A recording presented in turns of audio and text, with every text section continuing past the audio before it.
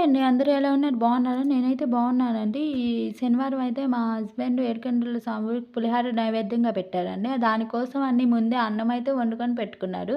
తర్వాత ఒక ప్యాన్ పెట్టి దాంట్లో ఆయిల్ పోసి దాంట్లో పచ్చిమిరపకాయలనైతే ఏయించి పక్కన పెట్టుకున్నారండి.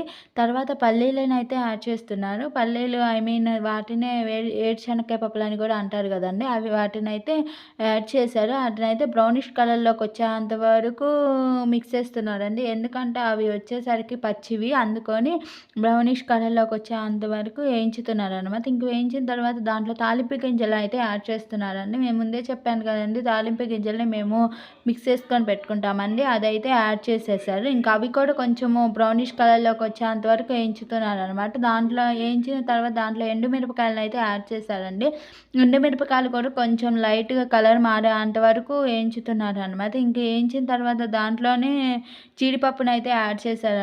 జీడిపప్పు నూక అంటారు. దాన్నైతే యాడ్ చేశారండి. ఇంక దాన్ని యాడ్ చేసి దాన్ని కూడా మిక్స్ చేస్తున్నారనమాట. ఇంక దాన్ని కూడా మిక్స్ చేసిన తర్వాత అవి కూడా కొంచెం బ్రౌనిష్ కలర్‌లోకి వచ్చేంత వరకు మిక్స్ చేశారండి. తర్వాత దాంట్లో కొంచెం పసుపునైతే యాడ్ చేస్తున్నానండి. 2 స్పూన్స్ ఎందుకంటే ఇది పసుపుగా ఉంటే పులిహోర అయితే చాలా బావుండిద్ది. అందుకని కొంచెం పసుపునైతే ఎక్కువగానే యాడ్ చేస్తున్నారనమాట. ఆ పసుపుని యాడ్ చేసి ఆ మిశ్రమం మొత్తము దానికి పట్టేంత వరకు తిప్పుతున్నారండి. ఇంకా అదంతా పట్టిన తర్వాత దాంట్లో ఇంగువనైతే యాడ్ చేస్తున్నారు.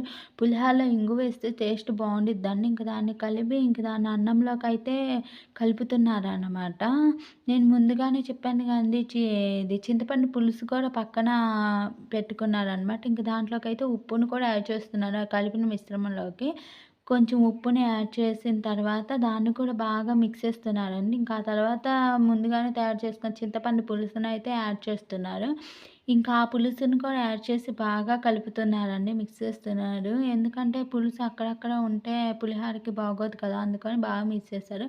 తర్వాత వేయించుకున్న పచ్చిమిరపకాయలని, పల్లీలని కూడా యాడ్ చేసేసారండి. ఇంకా దాన్నంతా యాడ్ చేసేసి ఇంక బాగా మిక్స్ చేస్తున్నారు. పులిహోర అయితే చూడడానికి బాగుందండి కలర్‌ఫుల్‌గా. టేస్ట్ కూడా సూపర్‌గుందనమాట.